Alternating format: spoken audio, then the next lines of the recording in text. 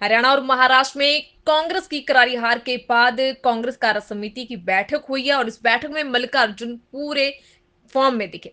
बैठक में उन्होंने राहुल गांधी को नसीहत देने के साथ साथ कई बड़े नेताओं की क्लास भी लगाई है और आखिर में राहुल ने खड़गे की बात मान ली।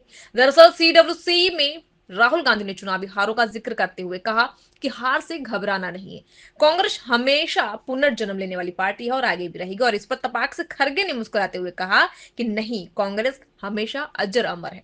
जो अजर अमर होता है उसे पुनर्जन्म की जरूरत नहीं होती। और इस पर तुरंत राहुल ने कहा कि कांग्रेस अजर अमर है, ये बात तो सही है, मैं तो मुद्दे सामने आने पर, हार मिलने पर कांग्रेस नए सिरे से फिर लौटेगी उसकी बात कर रहा था।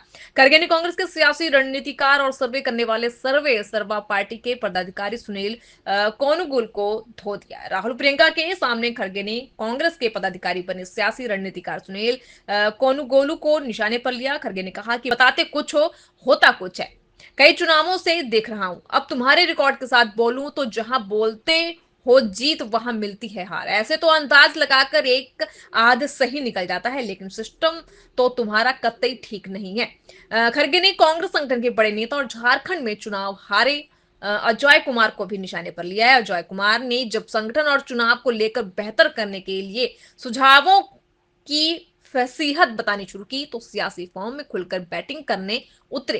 84 साल के खड़गे ने कहा कि पिछले कई सालों से कई राज्यों के प्रभारी रहे, कई चुनाव लड़े हैं, जीते कम हारे ज्यादा, ये ज्ञान वहां क्यों नहीं इस्तेमाल करते।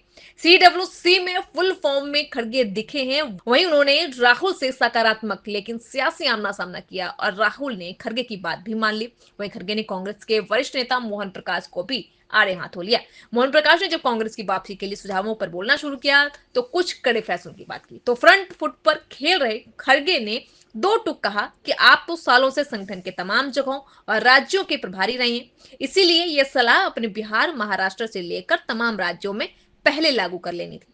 उसका फायदा होता तो फिर यहां बताते। कुल मिलाकर खड़गे फुल फॉर्म में तो दिखे ही और कांग्रेस की कमियां सुधार कर बड़े कदम लेने का इशारा किया। वहीं चुनाव आयोग पर सवाल भी उठाना, पूरी चुनावी प्रक्रिया को कटघरे में खड़ा करने पर सब सहमत रहे। 2018 में राहुल के अध्यक्ष बनते ही कांग्रेस ईवीएम की जगह बैलेट से चुनाव कराने का प्रस्ताव पास कर चुकी है। 2023 में इंडिया गठबंधन के दल ईवीएम में चुनाव होने पर वीवीपैट की पर्चियों की 100% गिनती की मांग कर चुकी है। ऐसे में खुद न बोलते हुए इन मसलों को सामने रखकर इंडिया गठबंधन के जरिए जनता के आंदोलन को बढ़ाकर ईवीएम की जगह बैलेट की मुहिम को पीछे से जोरदार सियासी धक्का देगी।